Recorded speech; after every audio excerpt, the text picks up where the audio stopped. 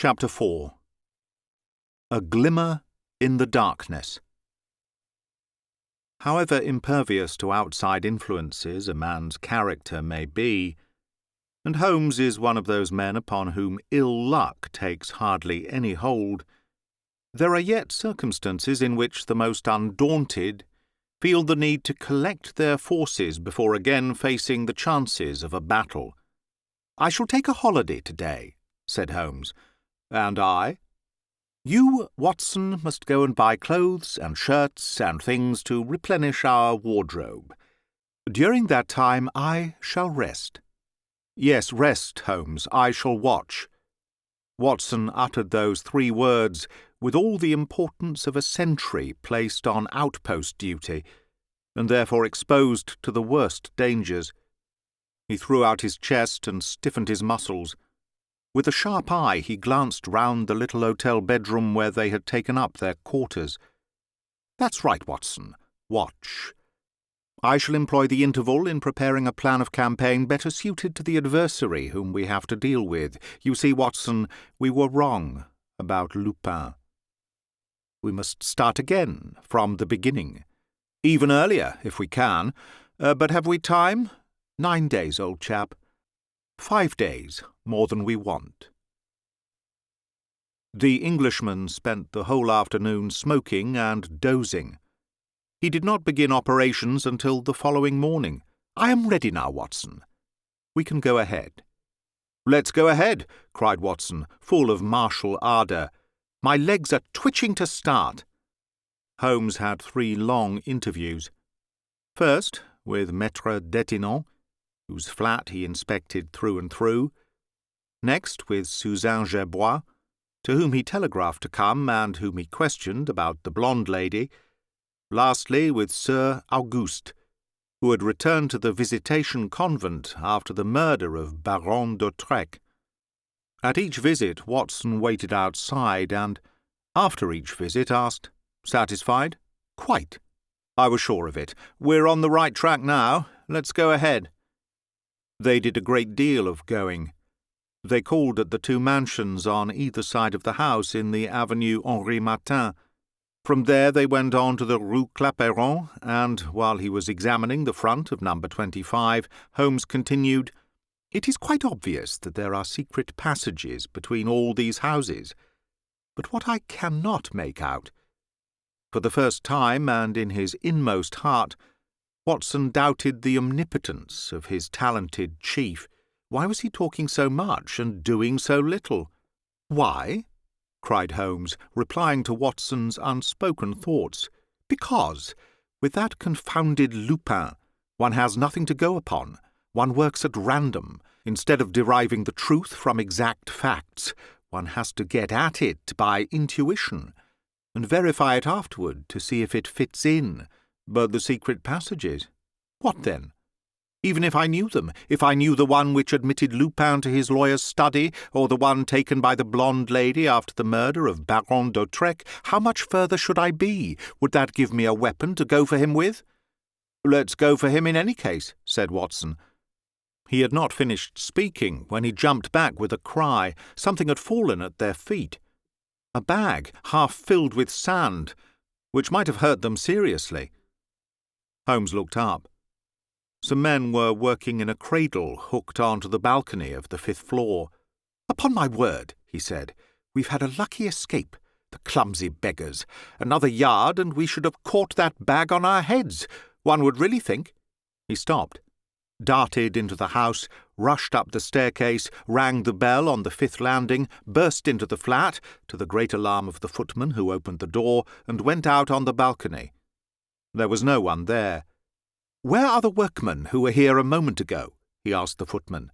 "They've just gone." "Which way?" "Why, down the servants' staircase."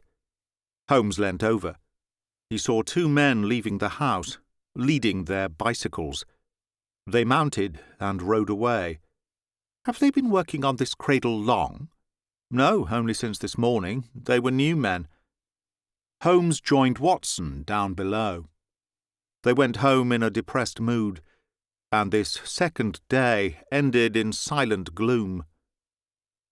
They followed a similar programme on the following day. They sat down on a bench in the Avenue Henri Martin. Watson, who was thoroughly bored by this interminable wait opposite the three houses, felt driven to desperation. "What do you expect, Holmes? To see Lupin come out?" "No." "Or the blonde lady?" "No." "What then?" "I expect some little thing to happen, some little tiny thing which I can use as a starting point." "And if nothing happens?" "In that case, something will happen inside myself, a spark that will set us going." The only incident that broke the monotony of the morning was a rather disagreeable one. A gentleman was coming down the riding path that separates the two roadways of the avenue when his horse swerved, struck the bench on which they were sitting, and backed against Holmes's shoulder. "Tut, tut!" snarled Holmes. "A shade more, and I should have had my shoulder smashed." The rider was struggling with his horse. The Englishman drew his revolver and took aim, but Watson seized his arm smartly. "You're mad, Sherlock. Why, look here, you'll kill that gentleman. Let go, Watson. Do let go." A wrestle ensued, during which the horseman got his mount under control and galloped away. "Now you can fire!" exclaimed Watson triumphantly, when the man was at some distance. "But you confounded fool, don't you understand that was a confederate of Arsène Lupin's?" Holmes was trembling with rage. Watson stammered piteously. "What do you mean? That gentleman was a confederate of Lupin's, like the workman who flung that bag at our heads. It's not credible. Credible or not, there was a means handy of obtaining a proof. By killing that gentleman, by simply bringing down his horse. But for you, I should have got one of Lupin's pals. Do you see now what a fool you've been?" The afternoon was passed in a very sullen fashion. Holmes and Watson did not exchange a word. At 5 o'clock, as they were pacing up and down the Rue Clapeyron, taking care, however, to keep away from the houses, 3 young working men came along the pavement singing, arm in arm, knocked up against them, and tried to continue their road without separating. Holmes, who was in a bad temper, pushed them back. There was a short scuffle. Holmes put up his fists, struck one of the men in the chest, and gave another a blow in the face, whereupon the men desisted, and walked away with the third. "Ah!" cried Holmes, "I feel all the better for that. My nerves were a bit strained. Good business." But he saw Watson leaning against the wall. "Hello, old chap," he said. "What's up? You look quite pale." Old chap pointed to his arm, which was hanging lifeless by his side, and stammered, "I don't know. My arm's hurting me." "Your arm? Badly?" "Yes, rather. It's my right arm." He tried to lift it, but could not. Holmes felt it, gently at first, and then more roughly. "To see exactly," he said, "how much it hurts."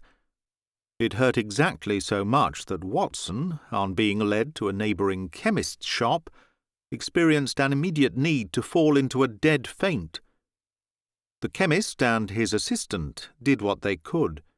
They discovered that the arm was broken and that it was a case for a surgeon, an operation, and a hospital. Meanwhile, the patient was undressed and began to relieve his sufferings by roaring with pain. "That's all right. That's all right," said Holmes, who was holding Watson's arm. "Just a little patience, old chap. In 5 or 6 weeks you won't know that you've been hurt. But I'll make them pay for it, the scoundrels. You understand, I mean him especially, for it's that wretched Lupin who's responsible for this.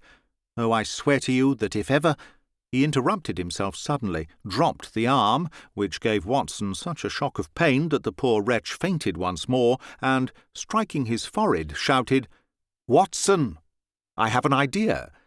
Could it possibly—" He stood motionless with his eyes fixed before him, and muttered in short sentences, "Yes, that's clear. It's all clear now. The explanation staring us in the face. Why, of course, I knew it only needed a little thought. Ah, my dear Watson, this will rejoice your heart." And leaving old chap where he was, he rushed into the street and ran to number 25. One of the stones above the door, on the right, bore the inscription, Destange, architect, 1875. The same inscription appeared on number 23.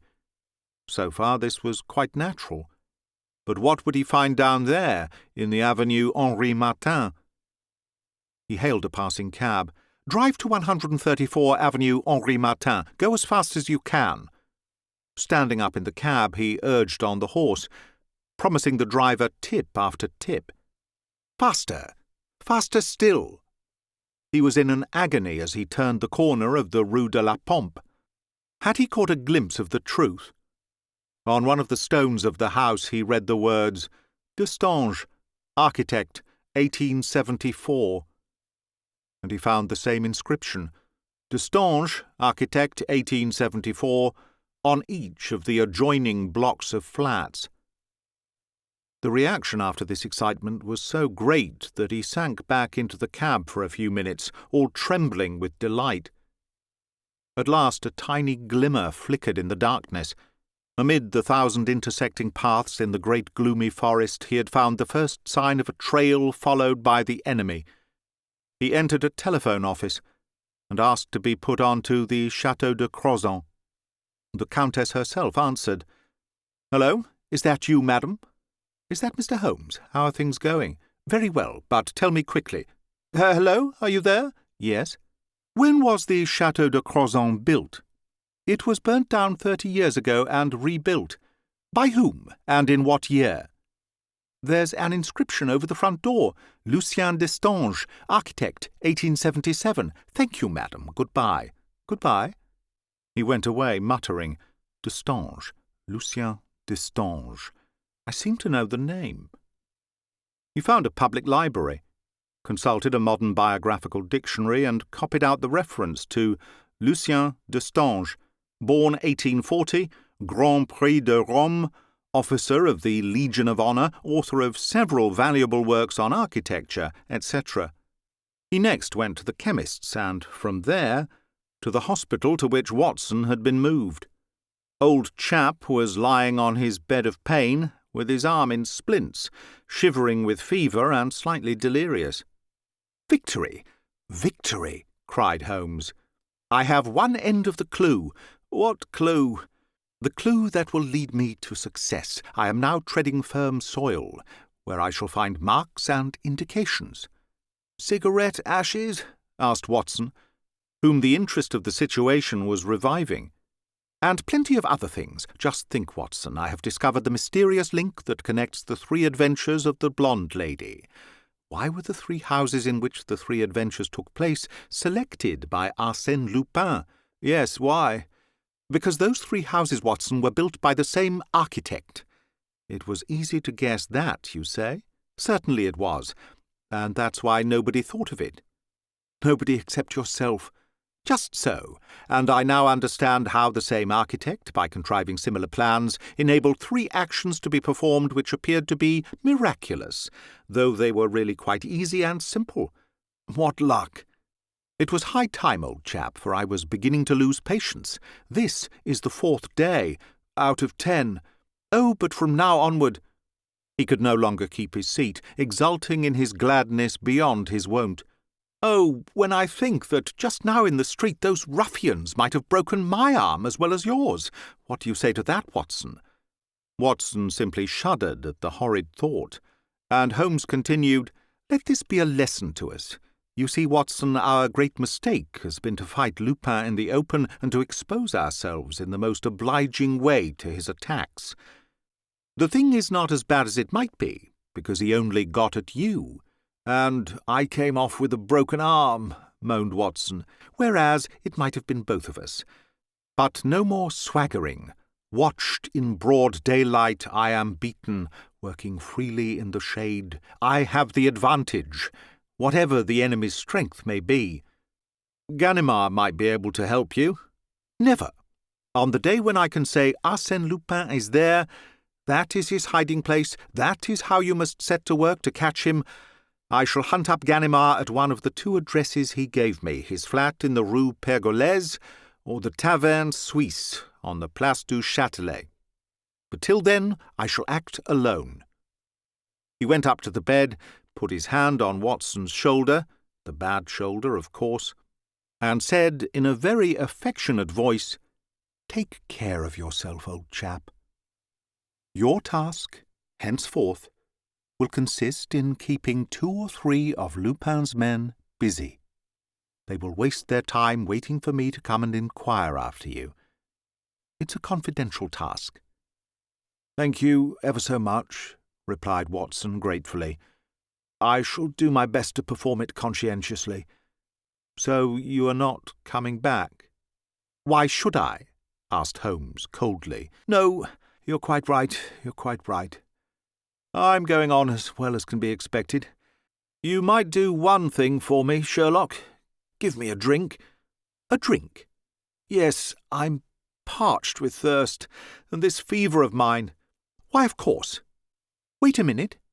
He fumbled about among some bottles, came upon a packet of tobacco, filled and lit his pipe, and, suddenly, as though he had not even heard his friend's request, walked away, while old chap cast longing glances at the water bottle beyond his reach.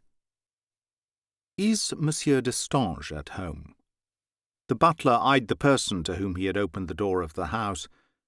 The magnificent house at the corner of the Place Malesherbes and the Rue Montchanin, and at the sight of the little grey-haired, ill-shaven man, whose long and far from immaculate frock-coat matched the oddity of a figure to which nature had been anything but kind, replied with due scorn, "Monsieur Destange may be at home or he may be out. It depends. Has Monsieur a card?" Monsieur had no card, but he carried a letter of introduction, and the butler had to take it to Monsieur Destange, whereupon Monsieur Destange ordered the newcomer to be shown in.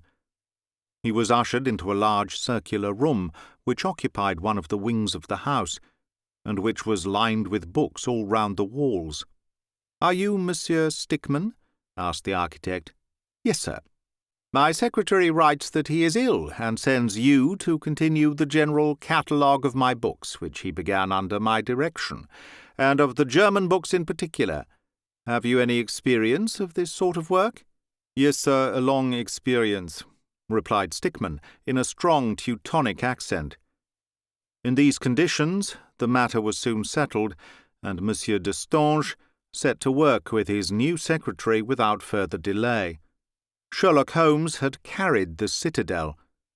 In order to escape Lupin's observation, and to obtain an entrance into the house which Lucien Destange occupied with his daughter Clotilde, the illustrious detective had been obliged to take a leap in the dark, to resort to untold stratagems, to win the favour and confidence of a host of people under endless different names, in short, to lead 48 hours of the most complex life.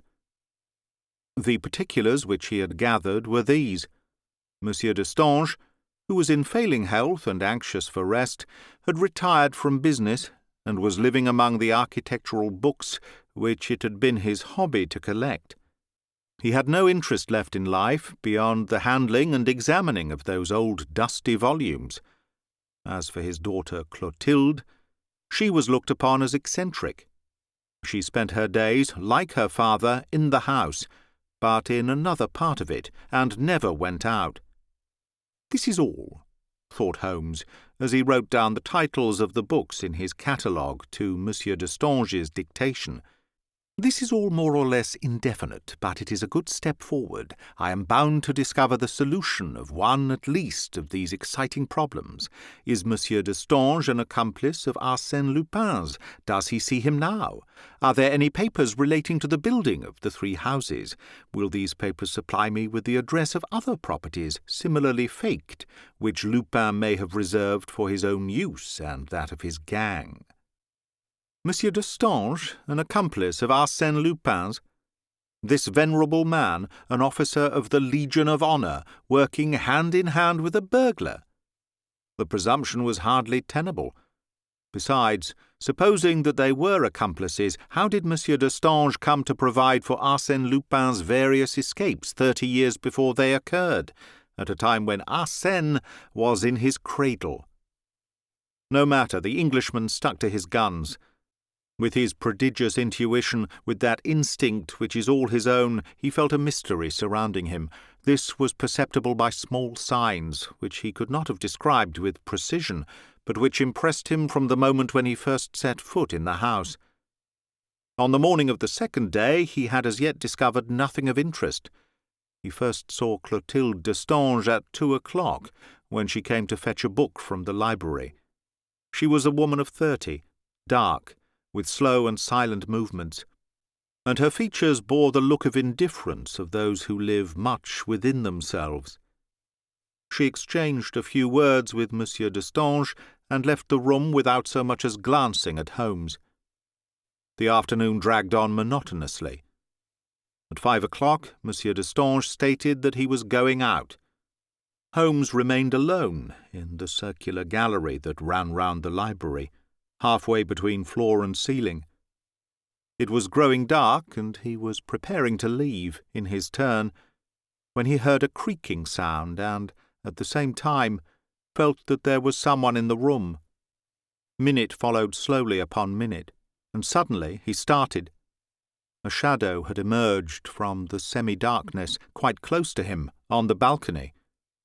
Was it credible? How long had this unseen person been keeping him company? And where did he come from? And the man went down the steps and turned in the direction of a large oak cupboard. Crouching on his knees behind the tapestry that covered the rail of the gallery, Holmes watched and saw the man rummage among the papers with which the cupboard was crammed. What was he looking for? And suddenly the door opened and Mademoiselle Destange entered quickly, saying to someone behind her, "So you have quite changed your mind about going out, father? In that case, I'll turn on the light. Wait a minute. Don't move." The man closed the doors of the cupboard and hid himself in the embrasure of a broad window, drawing the curtains in front of him. How was it that Mademoiselle Destange did not see him? How was it that she did not hear him? She calmly switched on the electric light and stood back for her father to pass. They sat down side by side. Mademoiselle Destange opened a book which she had brought with her and began to read. "Has your secretary gone?" she said presently. "Yes, so it seems." "Are you still satisfied with him?" she continued, as if in ignorance of the real secretary's illness and of the arrival of Stickman in his stead. "Quite. Quite." Monsieur Destange's head dropped on his chest. He fell asleep. A moment elapsed. The girl went on reading. But one of the window curtains was moved aside, and the man slipped along the wall toward the door.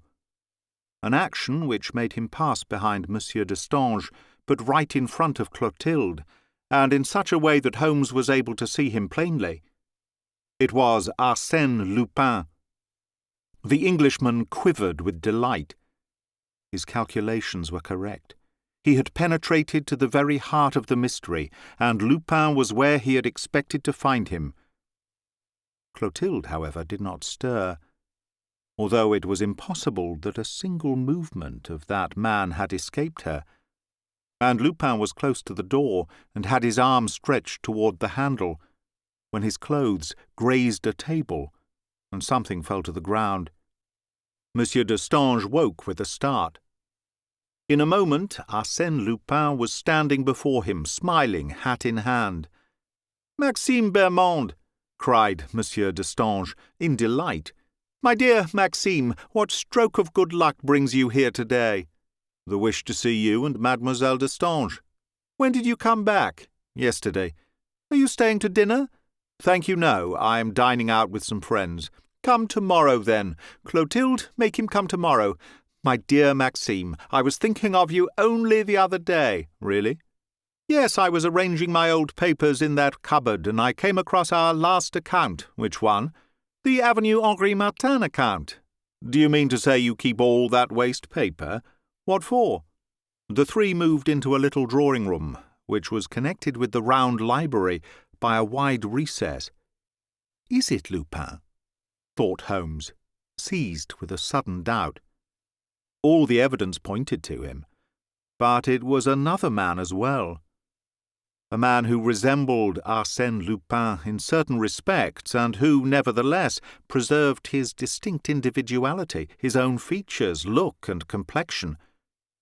Dressed for the evening with a white tie and a soft-fronted shirt, following the lines of his body, he talked gaily, telling stories which made Monsieur Destange laugh aloud, and which brought a smile to Clotilde's lips.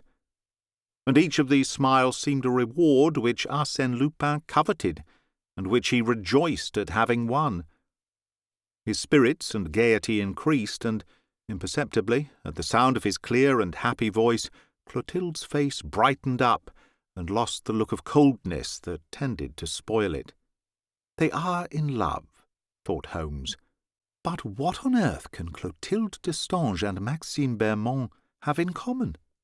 Does she know that Maxime is Arsène Lupin?" He listened anxiously until 7 o'clock, making the most of every word spoken. Then, with infinite precautions, he came down and crossed the side of the room where there was no danger of his being seen from the drawing-room. Once outside, after assuring himself that there was no motor car or cab waiting, he limped away along the Boulevard Malesherbes. Then he turned down a side street, put on the overcoat which he carried over his arm, changed the shape of his hat, drew himself up, and thus transformed, returned to the square, where he waited, with his eyes fixed on the door of the Hôtel d'Estange.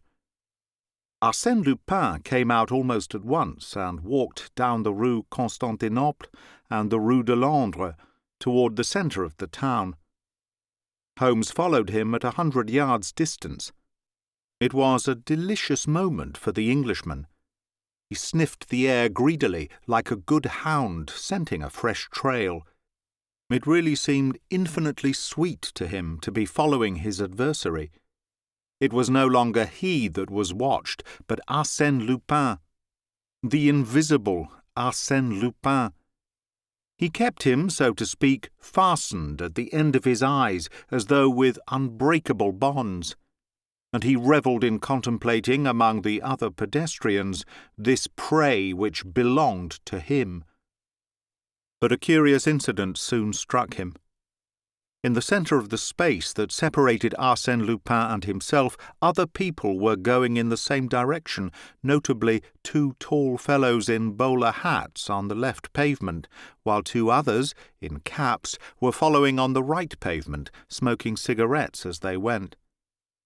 This might be only a coincidence, but Holmes was more surprised when the 4 men stopped as Lupin entered a tobacconist's shop, and still more when they started again as he came out, but separately, each keeping to his own side of the Chaussée d'Antin. "Confound it," thought Holmes, "he's being shadowed."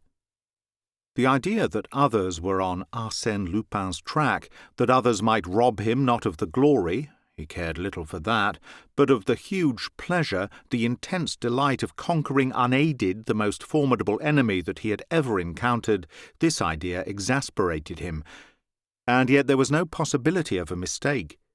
The men wore that look of detachment, that too natural look which distinguishes persons who, while regulating their gait by another's, endeavour to remain unobserved.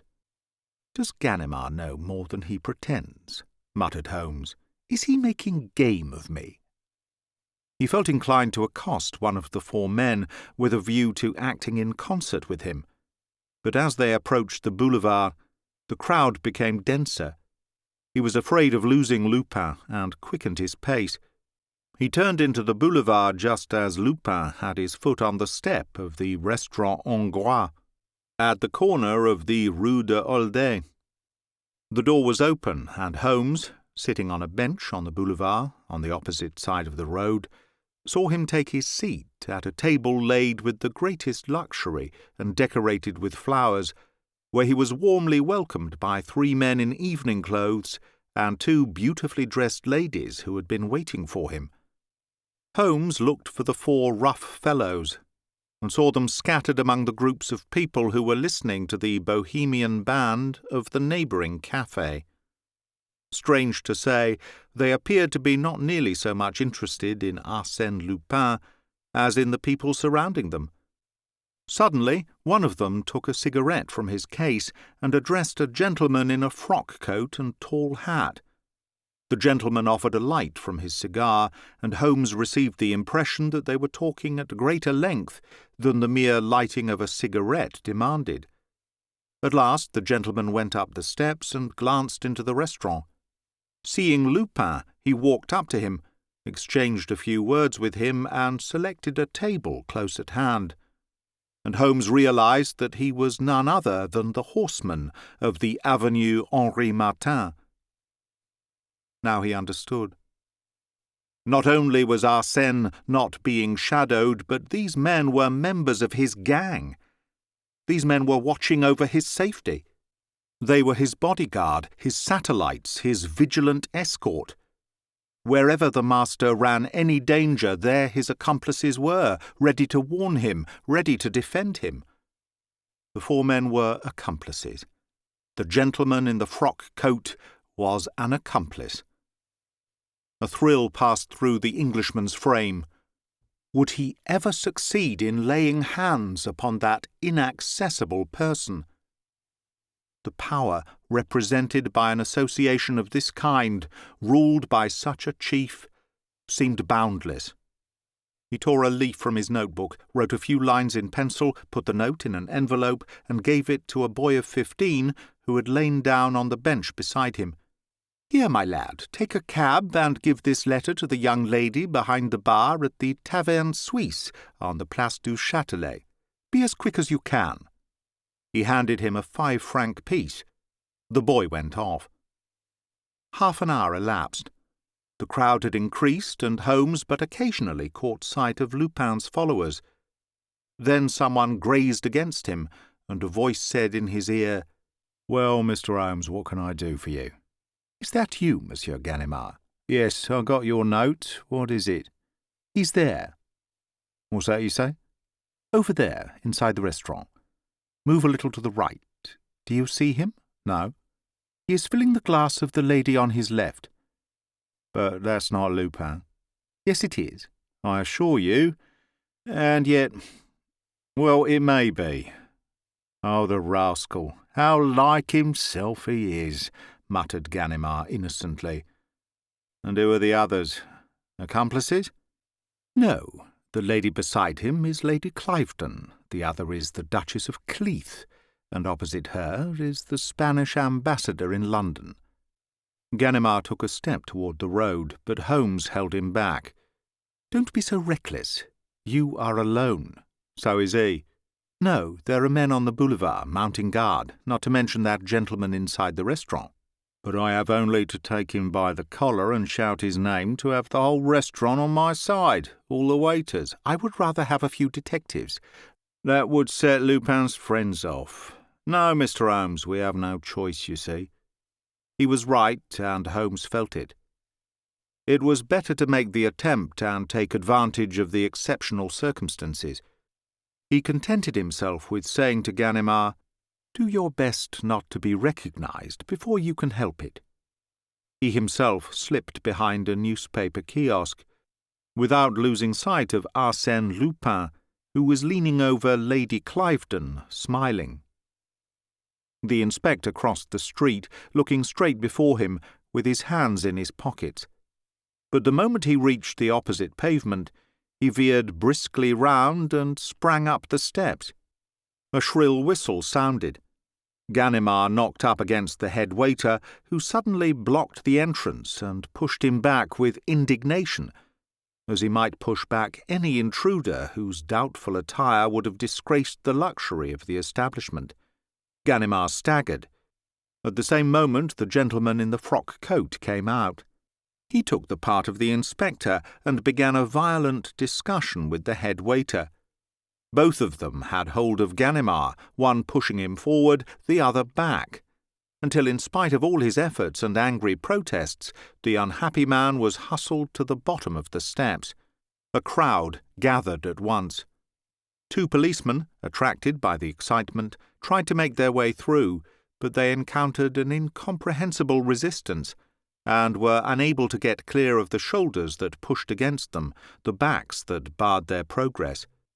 And suddenly, as though by enchantment, the way was opened. The head waiter, realizing his mistake, made the most abject apologies. The gentleman in the frock-coat withdrew his assistance. The crowd parted, the policeman passed in, and Ganimard rushed toward the table with the 6 guests. There were only 5 left. He looked round. There was no way out except the door. "Where is the person who was sitting here?" he shouted to the 5 bewildered guests. "Yes, there were 6 of you. Where is the 6th? Monsieur Destro." "No, Arsène Lupin." A waiter stepped up. "The gentleman has just gone up to the mezzanine floor." Ganimard flew upstairs. The mezzanine floor consisted of private rooms and had a separate exit to the boulevard. "It's no use now," groaned Ganimard. "He's far away by this time." He was not so very far away, 200 yards at most, in the omnibus running between the Bastille and the Madeleine, which lumbered peacefully along behind its 3 horses, crossing the Place de l'Opéra and going down the Boulevard des Capucines. 2 tall fellows in bowler hats stood talking on the conductor's platform. On the top, near the steps, a little old man sat dozing. It was Sherlock Holmes.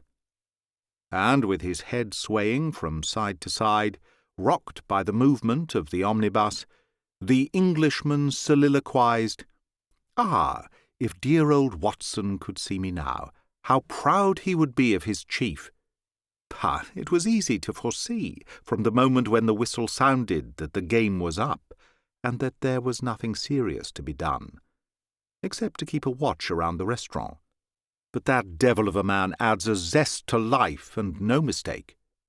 On reaching the end of the journey, Holmes leant over, saw Arsène Lupin pass out in front of his guards, and heard him mutter, "At the Étoile."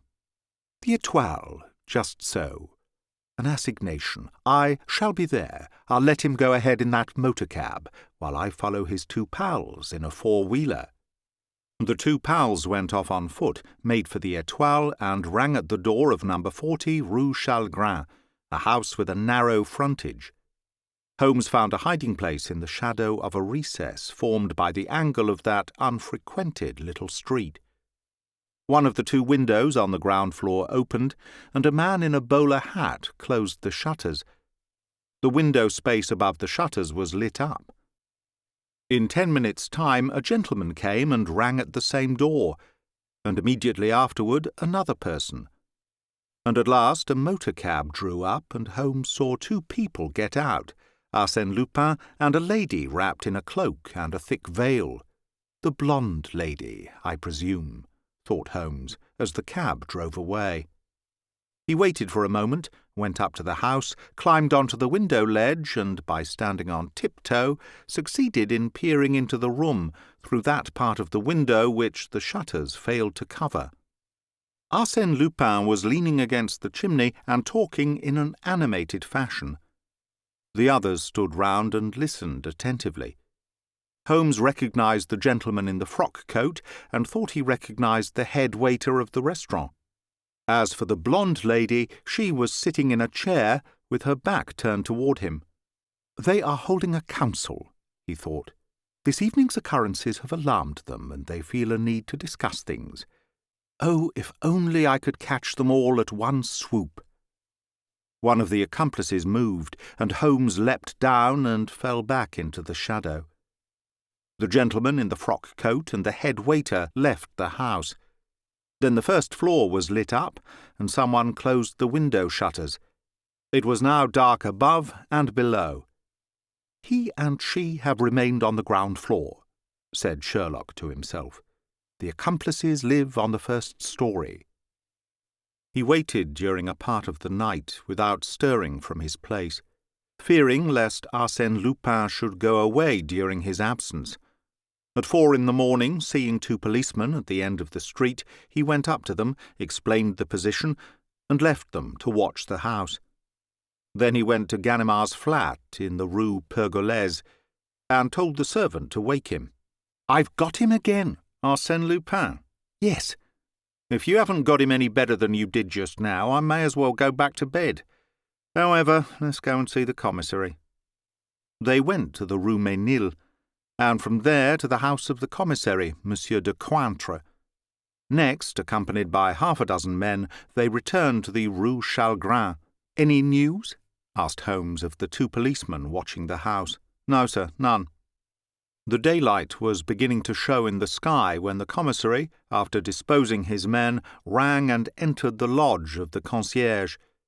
Terrified by this intrusion, the woman, all trembling, said that there was no tenant on the ground floor. What do you mean, no tenant? Cried Ganimard. No, it's the people on the first floor, two gentlemen called Leroux. They have furnished the apartment below for some relations from the country. A lady and gentleman? Yes. Did they come with them last night? They may have. I was asleep. I don't think so, though, for here's the key. They didn't ask for it.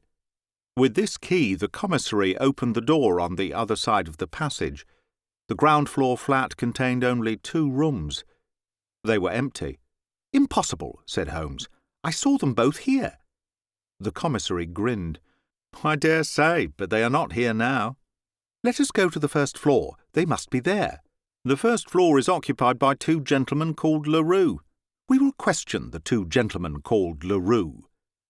They all went upstairs, and the commissary rang. At the second ring, a man, who was none other than one of the bodyguards, appeared in his shirt-sleeves and with a furious air. Well, what is it? What's all this noise about? What do you come waking people up for? But he stopped in confusion. Lord bless my soul! Am I dreaming? Why, it's Monsieur de Cointre. And you too, Monsieur Ganimard. What can I do for you? There was a roar of laughter. Ganimard was splitting with a fit of merriment, which doubled him up and seemed to threaten an apoplectic fit. It's you, Leroux, he spluttered out. Oh, that's the best thing I ever heard. Leroux. Arsène Lupin's accomplice. It'll be the death of me, I know it will. And where's your brother, Leroux? Is he visible? Are you there, Edmond? It's Monsieur Ganimard come to pay us a visit.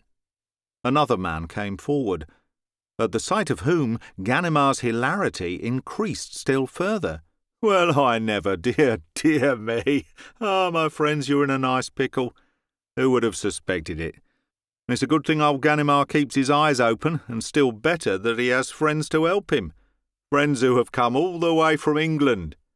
And, turning to Holmes, he said, Mr. Holmes, let me introduce Victor Leroux, Detective Inspector, one of the best in the Iron Brigade, and Edmond Leroux, head clerk in the fingerprint department.